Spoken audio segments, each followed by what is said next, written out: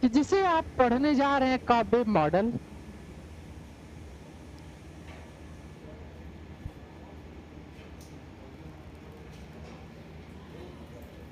मकड़ा जाला सिद्धांत या मकड़ी जाला सिद्धांत,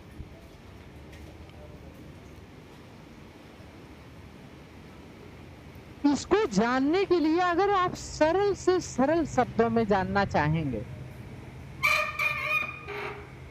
सबसे पहले आप संतुलन को जानिए और संतुलन के प्रकार को जानिए। संतुलन हमने आपको पहले क्लास में पढ़ाया है। संतुलन के प्रकार की चर्चा किया है। संतुलन एक स्टेबल इक्विलिब्रियम होता है, स्थिर। दूसरा अनस्टेबल होता है, अस्थिर। तीसरा होता है न्यूट्रल।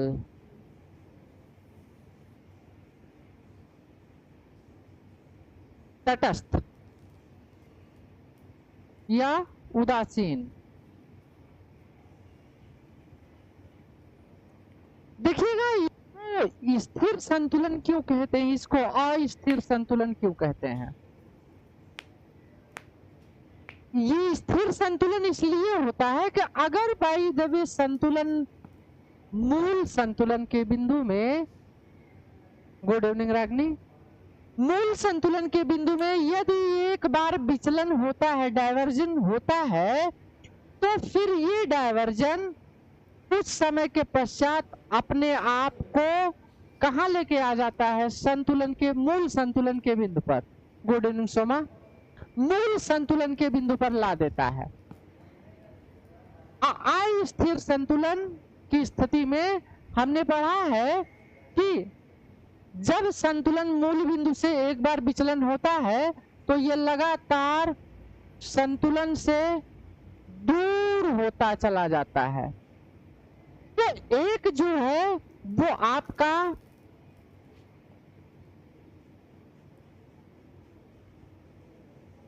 करीब आता है,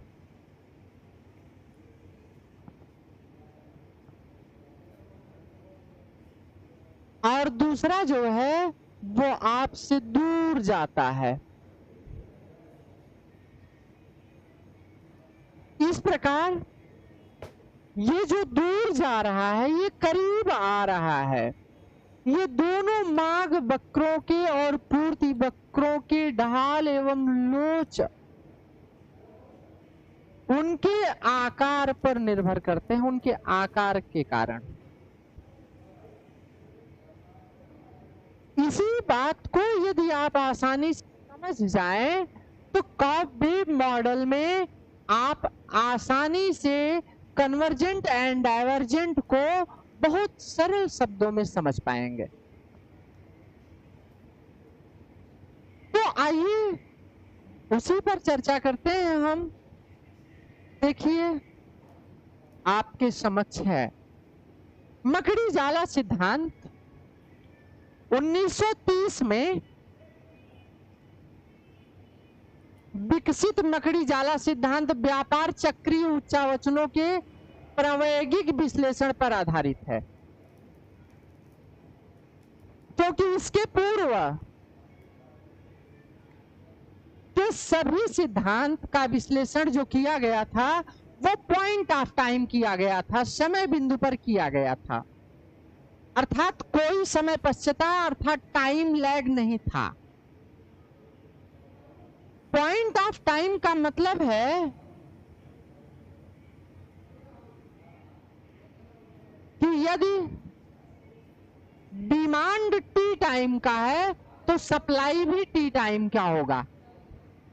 तो जो पहले के मॉडल थे वो टी टाइम की डिमांड के साथ टी टाइम की सप्लाई को भी लेते थे,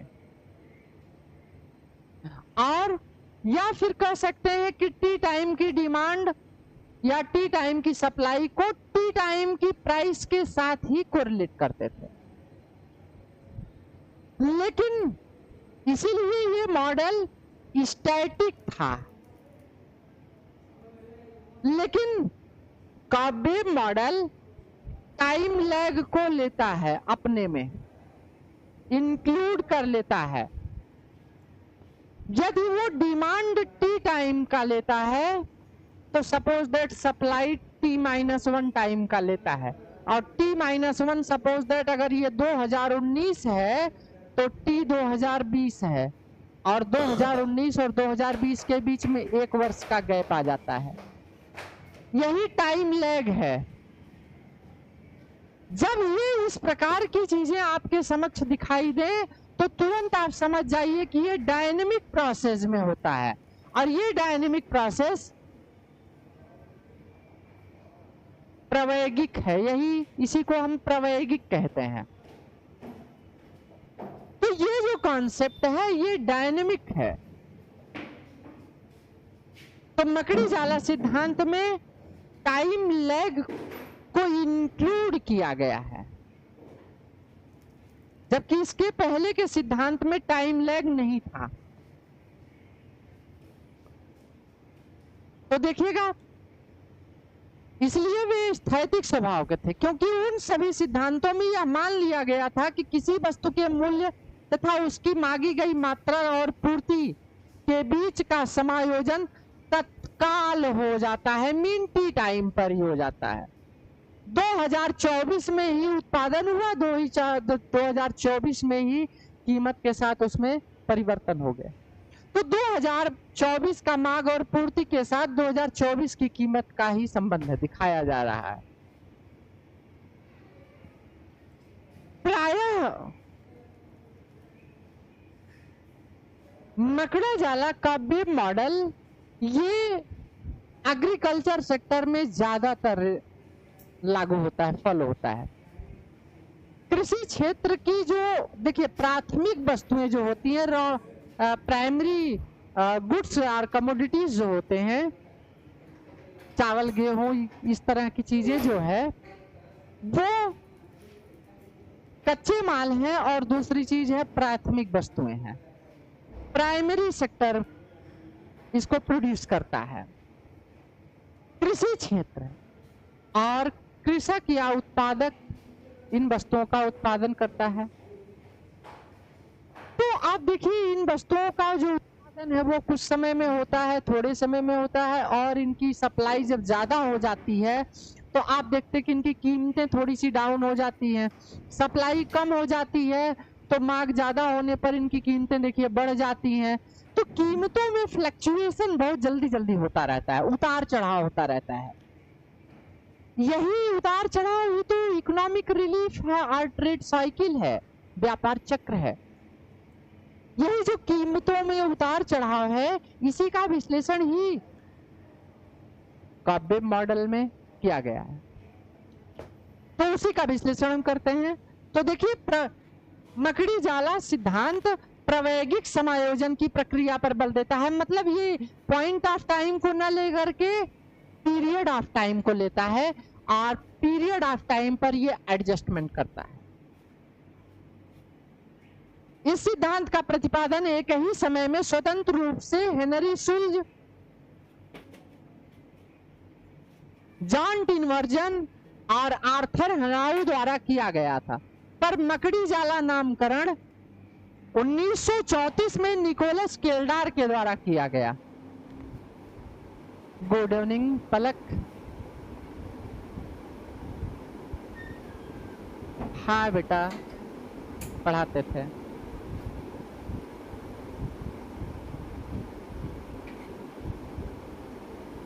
कृषि वस्तुओं के मूल्यों तथा मात्रा में होने वाले उच्चावचनों को व्याख्या के लिए किया गया था। प्रोफेसर टिनवर्जन ने इस सिद्धांत का प्रयोग उन टिकाऊ वस्तुओं में ड्यूरेबल गुड्स के संबंध में किया जिनके मांग के अनुसार पूर्ति समायोजित करने में निश्चित समय पश्चता रहती है। निश्चित समय पश्चता रहती है। अच्छा, तो कोई बात नहीं बेटा। हाँ, छोड़ना और समय के साथ चलना लगा रहता है। बहुत लंबा समय दिया गया और बहुत समय दिया गया, पढ़ाया गया, 7-8 साल पढ़ाया गया। और पर्टिकुलर एसएससी बस वहीं हम पढ़ाते भी थे और कहीं पढ़ाते नहीं थे, तो जीवन में हमने कभी एसएससी ज़्यादा पढ़ाया नहीं। आप ही लोगों को बस पढ़ाया था जीएस। इसलिए समय पूरा हो गया, छोड़ दिया गया। तो समय के साथ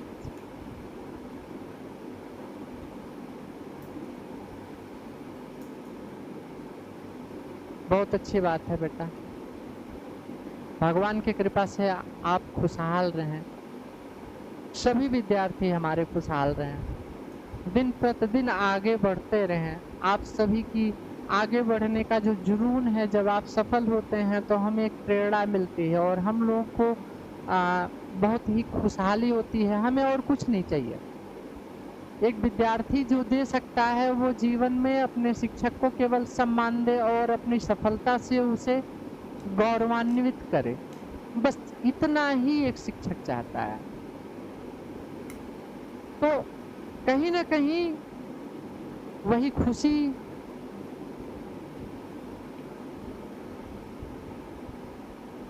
गुड इवनिंग आशा बेटा, प्रयास करता हूँ।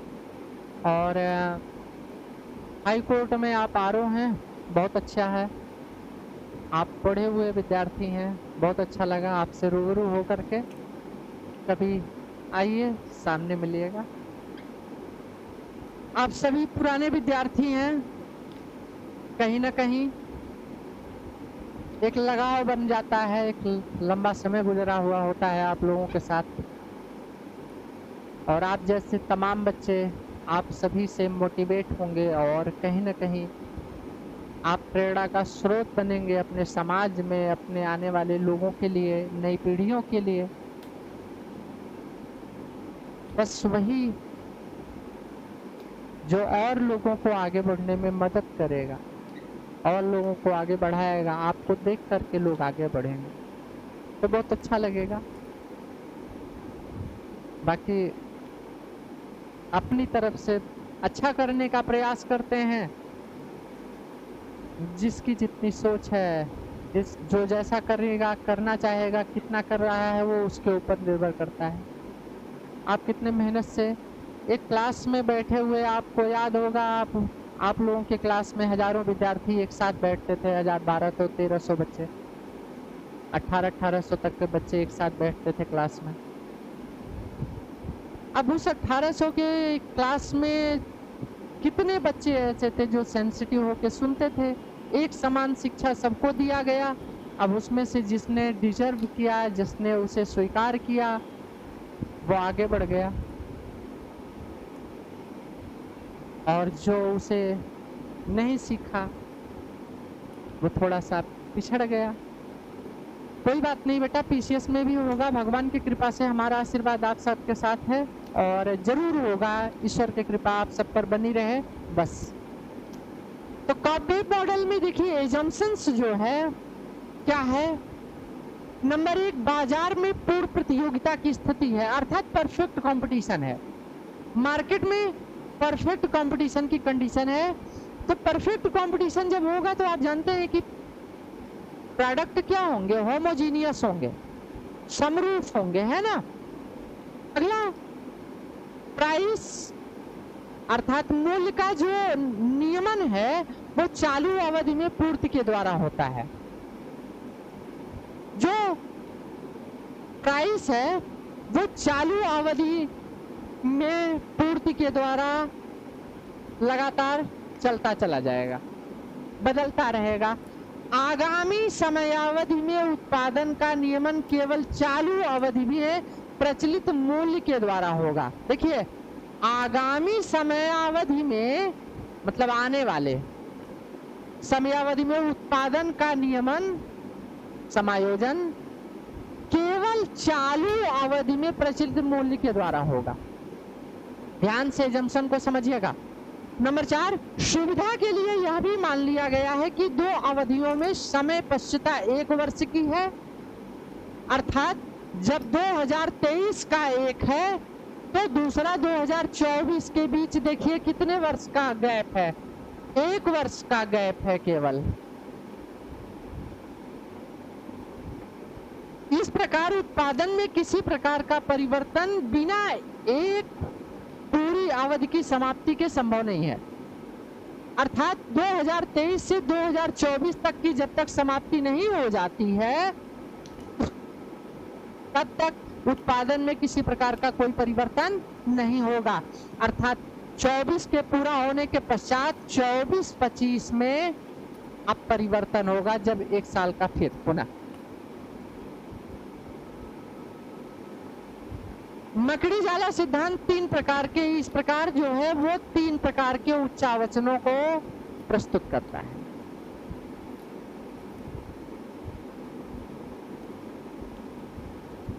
बेटा पलक, होम साइंस की फीस तो कितनी है ये तो हम नहीं बता पाएंगे आपको, क्योंकि ये आपको ऐप पर देखना होगा। आप एक काम करिए, ऐप डाउनलोड कर लीजिए और ऐप में डाउनलोड करने के पश्चात नेट जेआरएफ का कोर्स खोल लीजिए। नेट जेआरएफ का कोर्स आप देख लीजिए, इसमें होम साइंस आपको मिल जाएगा। होम साइंस की फीस लगभग जो भी है 2000 के आसपास है, होगी 2100 के आसपास होगी। सदा खुश रहिए राजन। तो ये ऐप पर आपको मिल जाएगा, फीस एग्जैक्ट कितनी फीस है आपको मिल जाएगा, ठीक है, पता चल जाएगा होम साइंस की। अभी यहाँ तो हम चेक नहीं कर रहे हैं तो हमें जानकारी नहीं है, हम आपको बता भी नहीं पाएंगे बेटा। या फिर आप दिए गए जो नंबर हैं उस पर आप कॉल करके मैसेज करके पूछ लीजिए तो भी पता चल जाएगा, ठीक है। तो देखिएगा,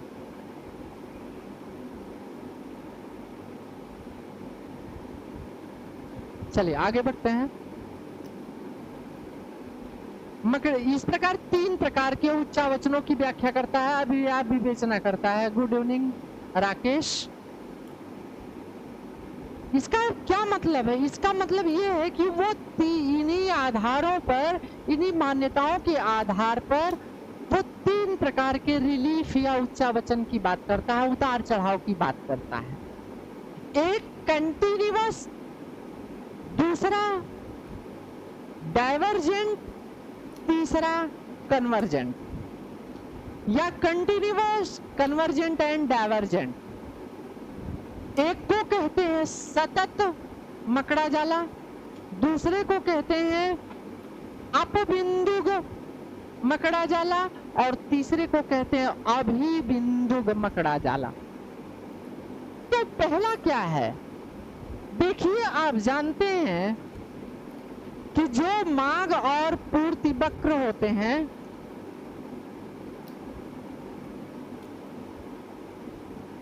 इनकी ढाल व लोच,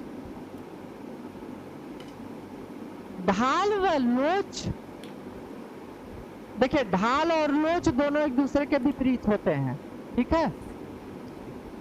अगर ढाल ज्यादा होगा तो लोच कम होगा और लोच ढाल कम होगा तो लोच ज्यादा होगा, ठीक है। ढाल और लोच के बीच विपरीत संबंध होता है। माघ और पूर्ति वक्रों की लोच व ढाल पर निर्भर करता है कि कंटिन्यूअस होगा या नहीं।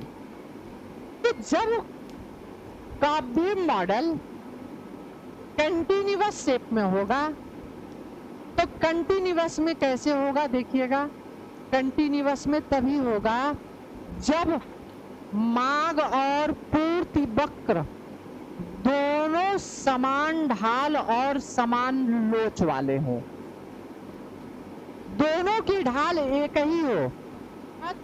यदि वो माघ वक्र 45 डिग्री का है तो पूर्ति वक्र भी 45 डिग्री का होना चाहिए, दोनों समान ढाल वाले हों।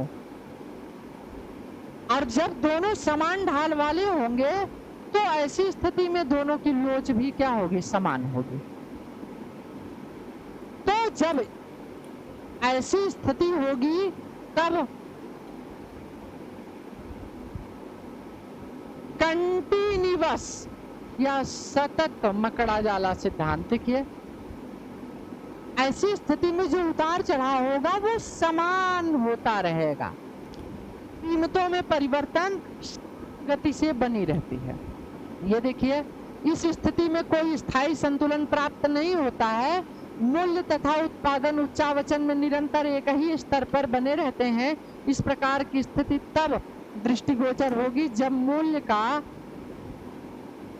निर्धारण पूर्णतया पूर्ववर्ती मूल्य से हो।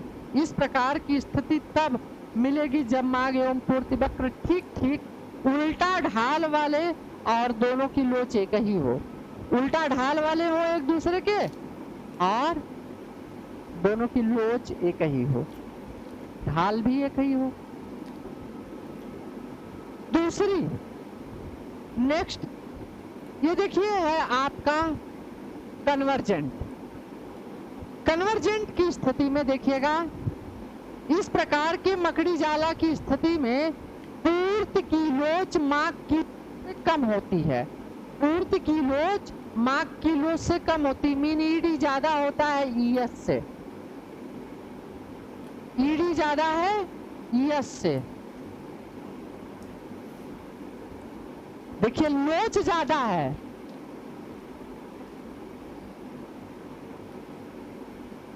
पता नहीं कोई जानकारी नहीं है कब क्लास चलती है। ईडी ईएस देखिए, माग की लोच ज्यादा है पूर्ति की लोच से, तो इसका मतलब है slope of supply curve is greater than slope of demand curve. वक्र से ज्यादा ढाल किसका होगा? पूर्ति वक्र का होगा। तब ऐसी स्थिति में अभिबिंदु या कन्वर्जेंट होगा, और जब कन्वर्जेंट होगा तो इस स्थिति में जो रिलीफ होगा या उतार चढ़ाव होगा वो धीरे धीरे धीरे धीरे मूल्य की तरफ आएगा, संतुलन की तरफ आएगा, अर्थात स्थायी की तरफ बढ़ेगा। इस स्थिति में मूल्य में परिवर्तन के कारण उत्पादक की अनुक्रिया उपभोक्ता की अपेक्षा कम होती है। मूल्य तथा वस्तु की मात्रा में परिवर्तन संतुलन बिंदु की ओर उन्मुख होते हैं। अभिबिंदु मकड़ी जाला का स्थिति में संतुलन से विचलन होने पर अनेक परिवर्तन होंगे, जिससे पुनः संतुलन की स्थिति कायम हो। नंबर 3 ये देखिएगा, अपबिंदु डाइवर्जेंट इसको कहते हैं। ये डाइवर्जेंट देखिए जस्ट इसके अपोजिट है। अपबिंदु में मकड़ी जाला की स्थिति माग वक्र पूर्ति वक्र की अपेक्षा कम लोचदार होगा। माग वक्र क्या होगा? ईडी जो है वो पूर्ति वक्र की अपेक्षा कम लोचदार होता है, अर्थात ईएस ज्यादा होता है ईडी से। तो इसका क्या मतलब हो गया? इसका मतलब ये हो गया कि स्लोप डिमांड कर्व का ज्यादा होगा सप्लाई कर्व से।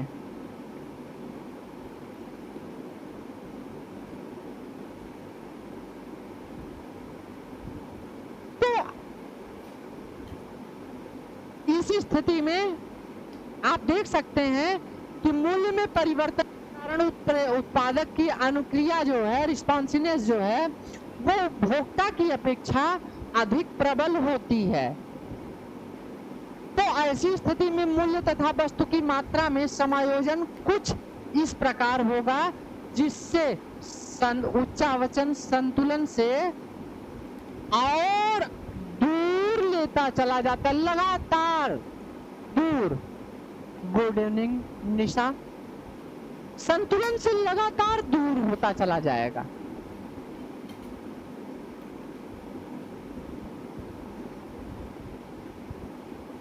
देखिए मकड़ा जाला जो मानक है, बहुत सी वस्तुएं जैसे कि कृषि वस्तुएं जो कि व्यापारिक होने से 1 वर्ष पहले रोपण की जाती हैं, वर्तमान पूर्ति पिछले वर्ष की कीमत पर निर्भर करती है। रोचक देखिए, आप यहां ध्यान से समझिएगा। क्यूडीटी इसका मतलब है quantity of demand at T time. यहाँ C प्लस बीपीटी और QS ये देख फलन है, और ये है आपका पूर्ति फलन।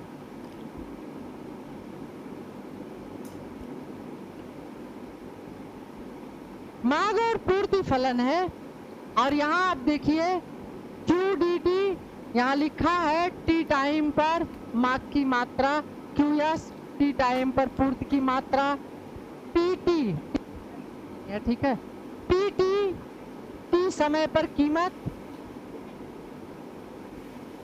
PT -1 T-1 समय की कीमत, अर्थात जब PT जो है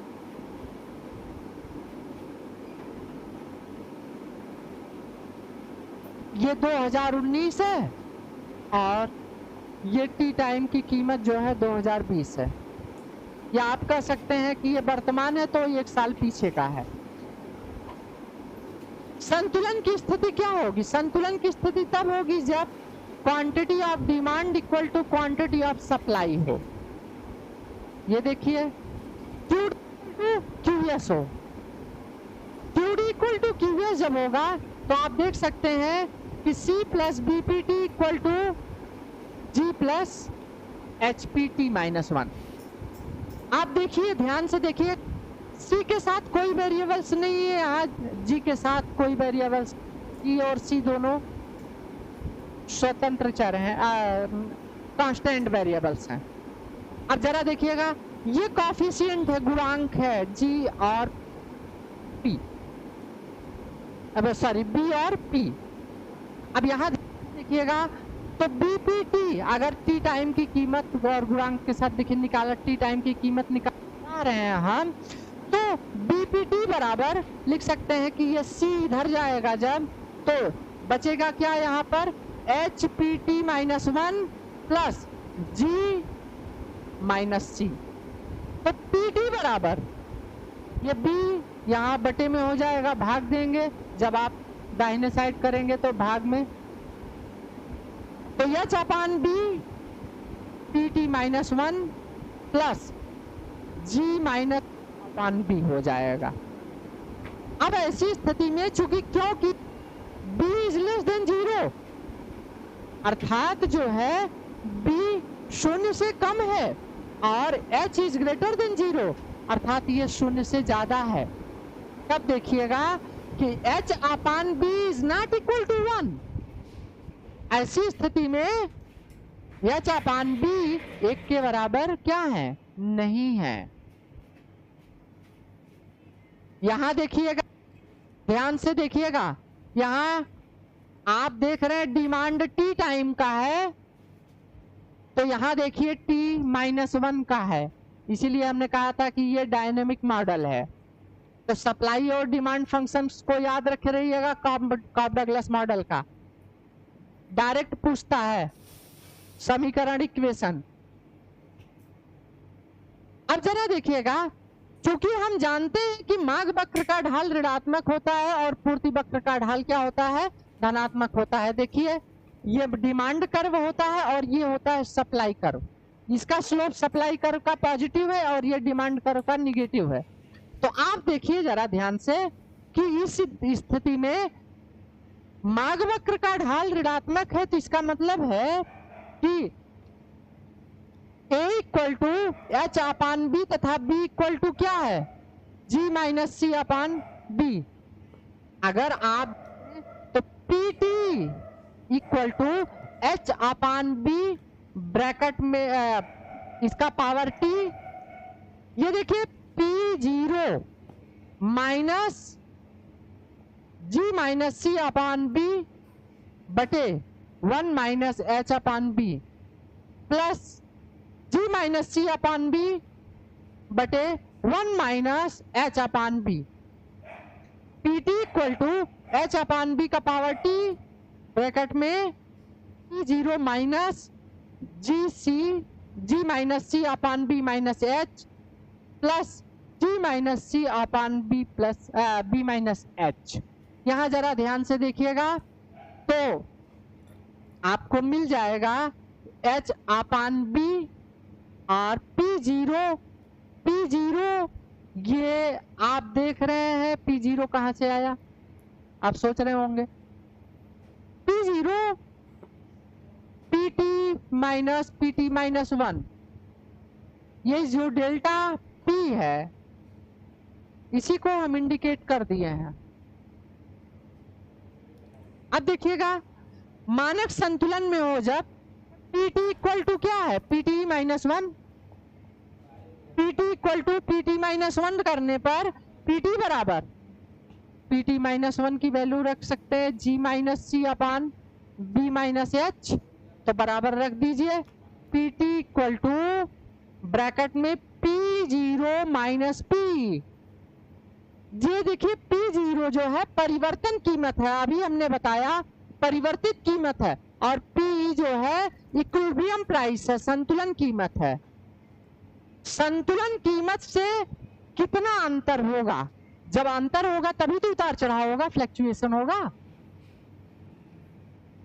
यहां देखिए H upon B plus P, H upon B is less then 0, S less than 0 का मतलब ऋणात्मक, तथा समय पथ PT दोलायमान होगा, PT दोलायमान होगा, चलन में होगा, लगातार परिवर्तित होता रहेगा।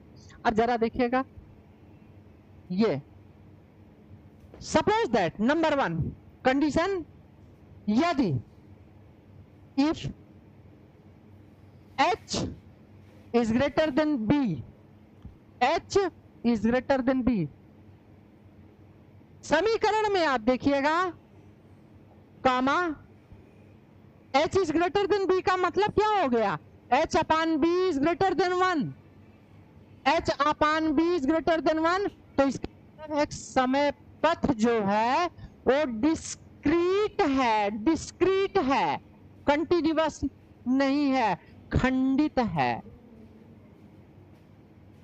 दूसरा, यदि बराबर है, देखिए H इक्वल टू B या H upon B equal to -1, तो समय पथ समान रूप से डोलायमान होगा। ये देखिए एक समान परिवर्तन होगा लगातार।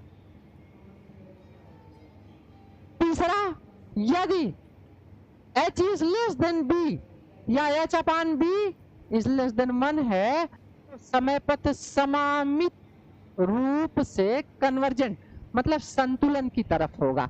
ये देखिए खंडित है तो ये संतुलन से लगातार दूर होगा, और ये कन्वर्जेंट है, ये देखिए संतुलन के लगातार पास आएगा। इस प्रकार P के पास आता जाता है, अर्थात जो परिवर्तित कीमत है वो संतुलन कीमत के पास आता चला जाएगा। सपोज दैट एक रेखीय समीकरण आपके समक्ष ले लेते हैं, yt equal to B Y T minus 1 plus ए।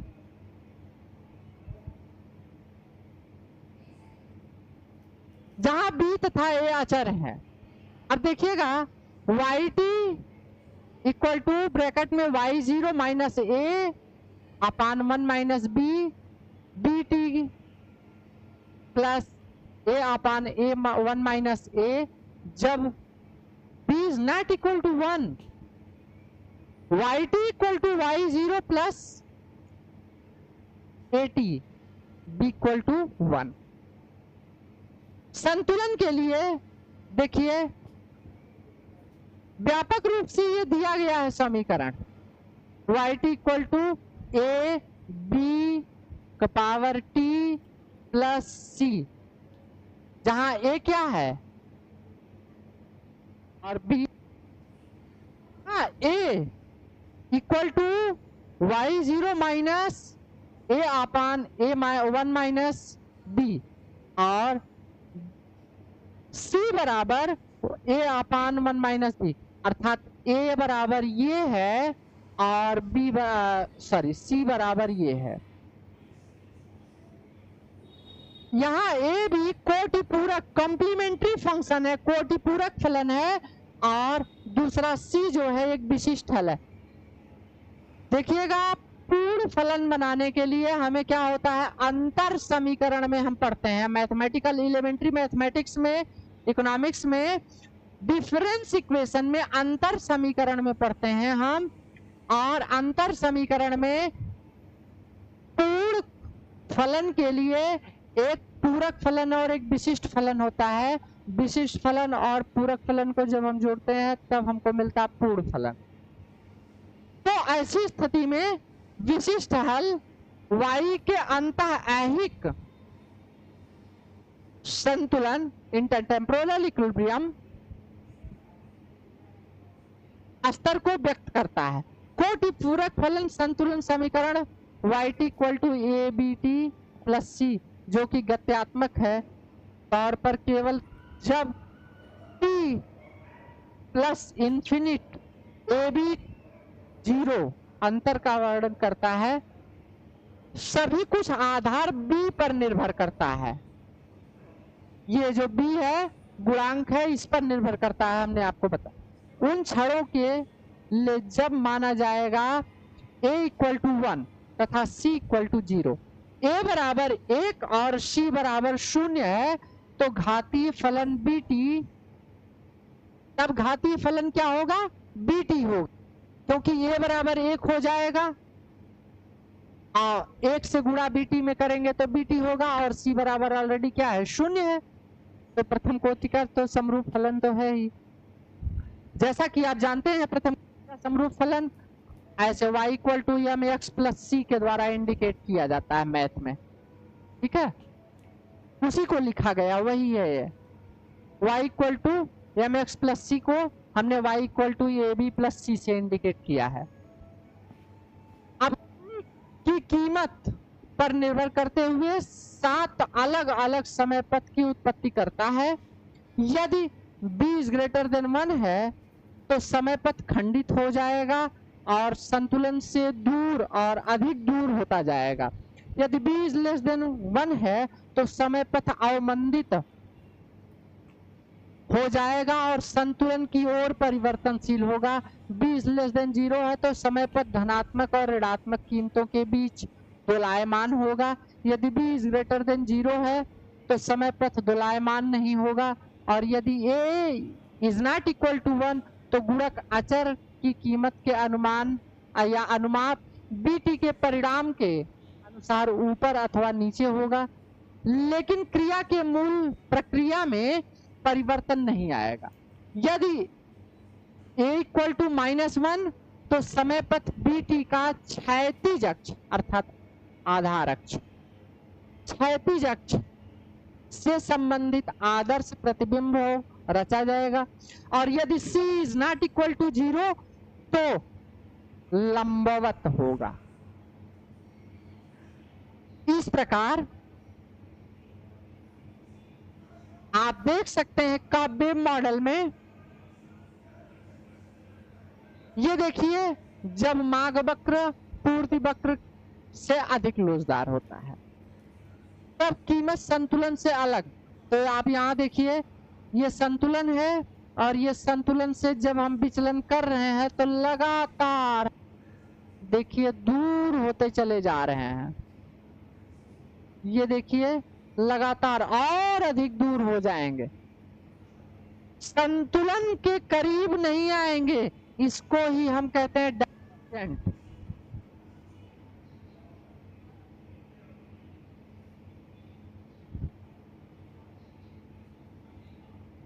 अगला ये देखिए है जब कन्वर्जेंट,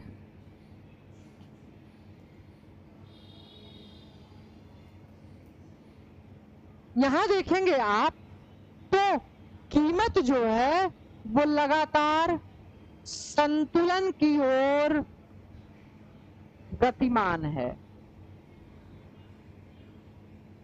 परिवर्तन हो रहा है, परिवर्तन के साथ धीरे धीरे संतुलन की ओर गतिमान है।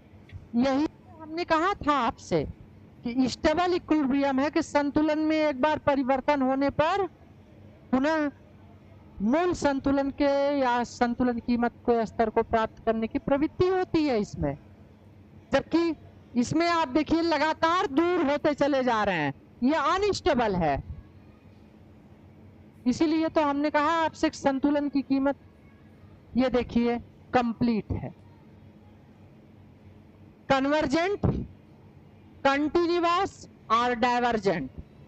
ये देखिए कंटिन्यूअस में लगातार उसी स्तर पर बना रहेगा, इसी पर ये घूमता रहेगा, ये संतुलन के पास कभी नहीं आएगा और ना ही संतुलन से दूर, अधिक दूर नहीं जाएगा। देखिए न दूर जा रहा है ना पास आ रहा है, अपने ही स्तर पर लगातार घूमता चला जा रहा है। और इधर आप देखिए कन्वर्जेंट में कि ये लगातार संतुलन के पास आता चला जा रहा है, और डाइवर्जेंट में आप देख रहे हैं कि ये संतुलन से दूर होता चला जा रहा है। ऐसा कब होगा? ये देखिए डिमांड और सप्लाई कर्व है, ये डिमांड कर्व है और ये सप्लाई कर्व है। डिमांड कर्व कम ढाल वाला है, सप्लाई कर्व अधिक ढाल वाला है। इसका मतलब है कि ईडी जो है वो ज्यादा है किससे? ईएस से। और यहाँ पर आप देखिए सप्लाई कर्व का स्लोप कम है, डिमांड कर्व का स्लोप ज्यादा है। इसका मतलब ED is less than ES है। सप्लाई कर्व की इलास्टिसिटी ज्यादा है डिमांड से, और इस कंडीशन में ईडी इक्वल टू ईएस। तो ये स्थिति आपके समझ। एक अगर हम दूसरे शब्दों में मान लीजिए हम एक ले लें इसी ग्राफ को, ये देखिएगा, ये ग्राफ इस तरह से भी आप बना सकते हैं, समझ सकते हैं। ये देखिए मान लीजिए ये संतुलन पथ है, संतुलन पथ है, ठीक है। जो कीमत अगर इस पर कोई अर्थव्यवस्था चलती चली जाए तो लगातार कहाँ बनी रहेगी? संतुलन में बनी रहेगी, इक्विलिब्रियम में। यदि कंटिन्यूअस होगा तो ये देखिए लगातार अपने ही शेप में उतार चढ़ाव, देखिए लगातार उसी शेप में बना रहेगा, उतना ही जितना ऊपर जा रहा है उतने नीचे आ रहा है, उतना ही ऊपर नीचे समान गति से परिवर्तन हो रहा है, कंटिन्यूअस है। दूसरी तरफ यदि कन्वर्जेंट है तो कन्वर्जेंट में आप जानते हैं कि संतुलन की ओर प्रवृत्ति होती है। तो देखिए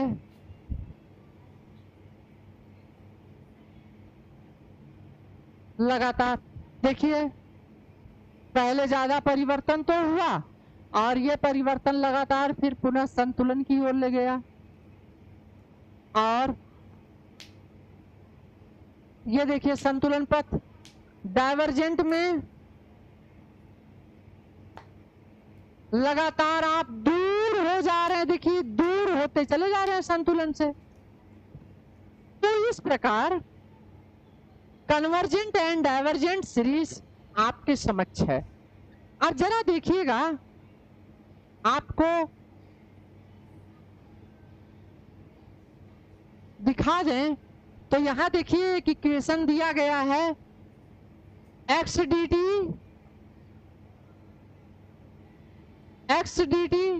या X T D demand function है, A minus B P T plus या यू टी, और दूसरा जो पूर्ति फलन है वो X T S equal to C plus D P T का पावर ई प्लस यू। ये टी का पावर, जो पी का पावर ई है, पी टी का पावर ई है, इसको आप लिख सकते हैं पी टी माइनस वन। यहाँ देखिए लिखा गया है पी टी का power E equal to P T minus one. यहाँ रख दीजिए तो ये डायनेमिक बन जाएगा, है ना, अंतर दिखाई दे देगा आपको। ये देखिए है इक्वेशन बना हुआ, या आप ये देखिए इस कंडीशन में लिख सकते हैं। यहाँ देखिए डिमांड कर्व, ये देखिए जो माइनस बी है ये दिखा रहा है कि स्लोप क्या है, निगेटिव है, और यहाँ प्लस डी है, ये दिखा रहा है कि स्लोप पॉजिटिव है, अतः ये सप्लाई फंक्शन है और ये है डिमांड फंक्शन। और जब ये दोनों एक साथ QD इक्वल टू QS आप करेंगे तब देखेंगे आप ये संतुलन कीमत निकल के आ जाएगी। ऐसी स्थिति में अब जरा देखिएगा, आपके इसी मॉडल पर आधारित तो 2023 दिसंबर में UGC में क्वेश्चन पूछा गया था। ये क्वेश्चन उसी से ही आया था। क्या क्वेश्चन है देख लीजिएगा। मकड़ी जाला या मकड़ा जाला मॉडल के लिए मांग और पूर्ति फलन इस प्रकार दिए गए हैं। QD equal to 19 minus 6 PT और QTX बराबर 6 PT माइनस 1 माइनस 5। अंतरकालिक का मतलब है, हमने कहा वो जो टाइम लैग है उसी को अंतरकालिक कह रहा है, ठीक है। कीमत और संतुलन की प्रवृत्ति के बारे में सही उत्तर का चयन कीजिए। अब देखिए, जब आप हमने कहा QD इक्वल टू क्या करिएगा, QS करिएगा, तो यहां आपको मिल जाएगा, ये देखिए 19 minus 6 PT equal to 6 PT minus 1 minus 5। ये हो जाएगा, इधर आ जाएगा तो 19 प्लस 5 बराबर ये इधर चला जाएगा तो 6 PT प्लस 6 PT माइनस 1, तो ये हो जाएगा 24 इक्वल टू ये बन जाएगा 6 दूनी 12 PT या 12 P। तो P बराबर आप लिख सकते हैं 24/12 इक्वल टू 2। P बराबर क्या आ गया, 2 आ गया। तो देखिए P बराबर 2 ऑलरेडी दिया गया है, यहाँ पे 2 जगहों पर दिया गया है। लेकिन अब यहां देखिएगा कैसे ज्ञात करेंगे कि एक रूप दोलन है अर्थात कंटिन्यूअस में है या विस्फोटात्मक है या फिर अवमंदित है, कैसे इसका आकलन करेंगे। तब हम इसके लिए क्या करेंगे, ढाल निकाल लेंगे, और ढाल जब निकालेंगे तब देखेंगे कि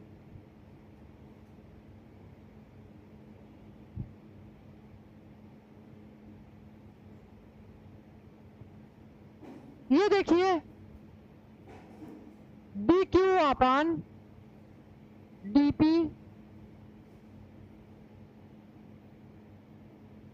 dq upon dp equal to -6 और dq upon dp equal to +6। ये देखिए ये पूर्ति फलन है क्योंकि इसका स्लोप क्या है, स्लोप पॉजिटिव है और इसका स्लोप निगेटिव है, अतः ये डिमांड फंक्शन है। और चूंकि ये देखिए +6 और ये -6 है, अतः दोनों एक समान है, बराबर हैं। मांग और पूर्ति वक्र का ढाल क्या है, समान है। और अगर आप लोच निकालना चाहेंगे, लोच तो जस्ट इसके अपोजिट कर दीजिए, 1/6 हो जाएगा।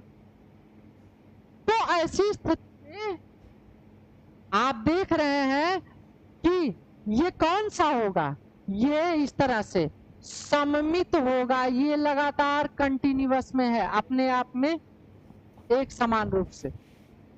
तब देखिए इसका ऑप्शन क्या सही हो जाएगा,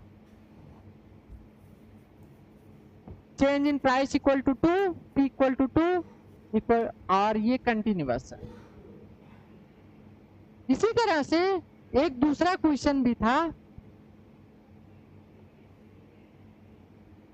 ये देखिए आपके समक्ष जो है इस एक्सप्लेनेशन भी है, आपने डाल दिया है, लेकिन स्लोप नहीं बताया है यहाँ पर।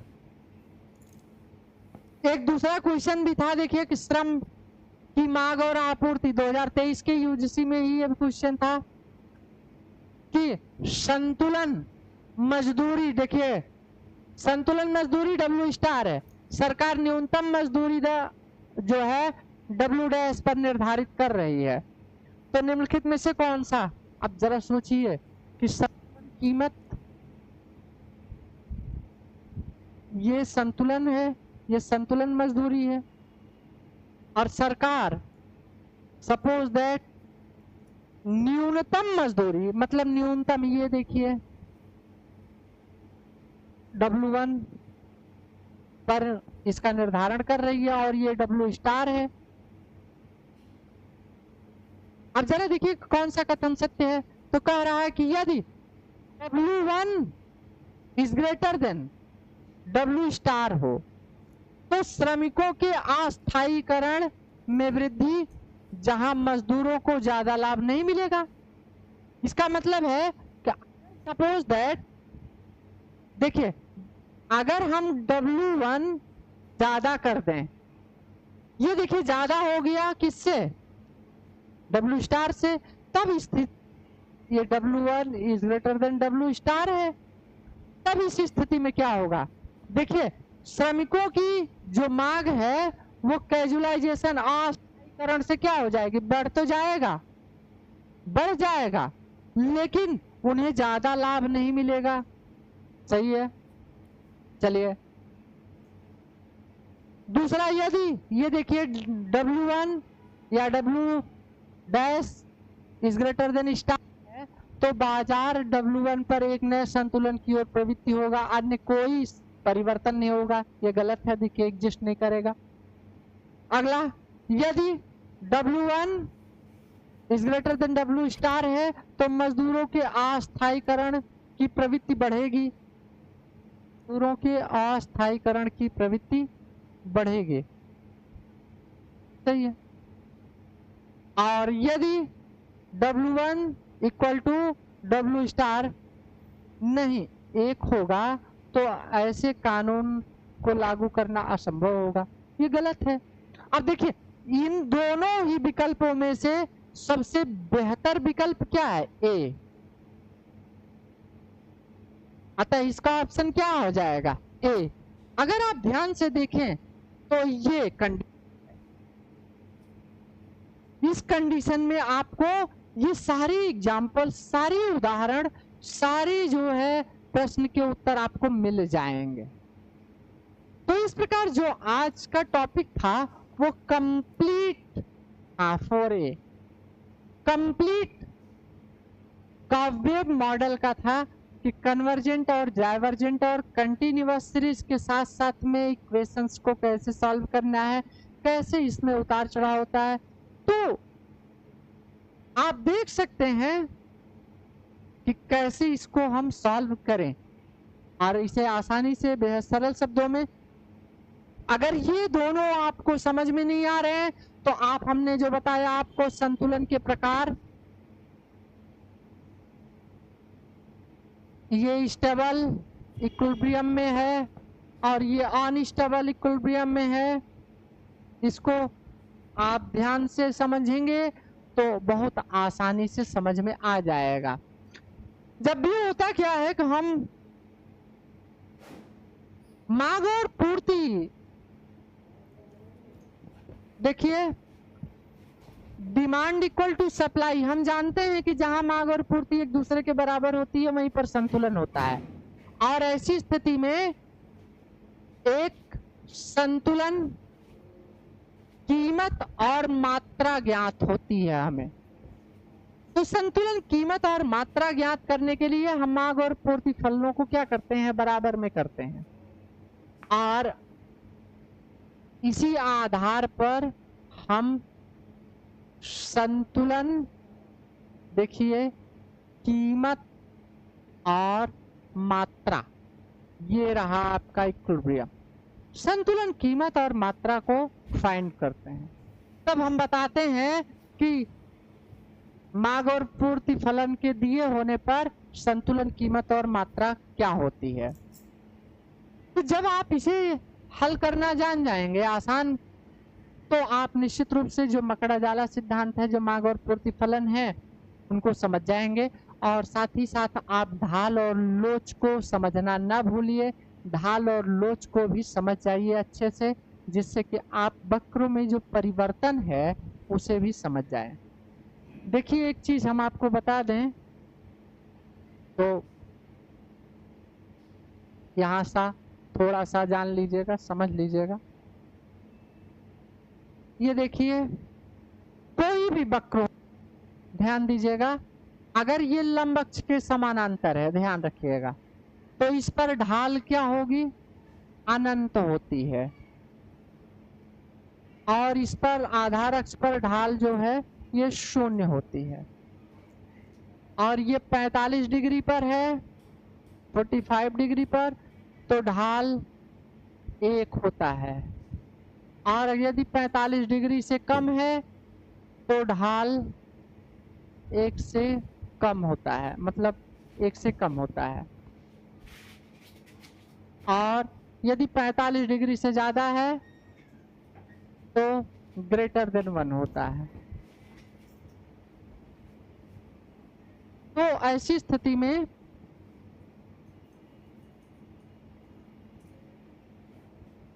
एक से कम और एक से ज्यादा की स्थिति होती है। देखिए जैसे जैसे ऊपर की ओर बढ़ते जाएंगे ढाल बढ़ता जाएगा, जैसे जैसे नीचे की ओर आते जाएंगे ऊपर से, वैसे वैसे ढाल घट रह जाएगा। दूसरी तरफ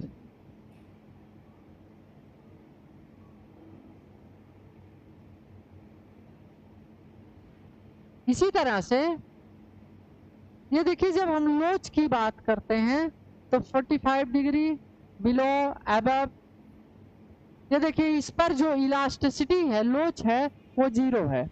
और इस पर इलास्टिसिटी इन्फिनिट है, अनंत है। और इस पर इलास्टिसिटी यूनिटरी है, 1 के बराबर है। और इस पर देखिए ढाल कम है, जो इलास्टिसिटी है वो ग्रेटर देन 1 है। और इस पर इलास्टिसिटी लेस देन 1 है। तो आप देख सकते हैं कि ढाल और लोच वक्र वही है, ढाल और लोच एक दूसरे के विपरीत कार्य करते हैं। आशा है आप सभी को काव्य मॉडल बेहतर तरीके से समझ में आया होगा। और अगर किसी को कोई दिक्कत हो तो पूछ सकते हैं क्वेश्चन, ठीक है।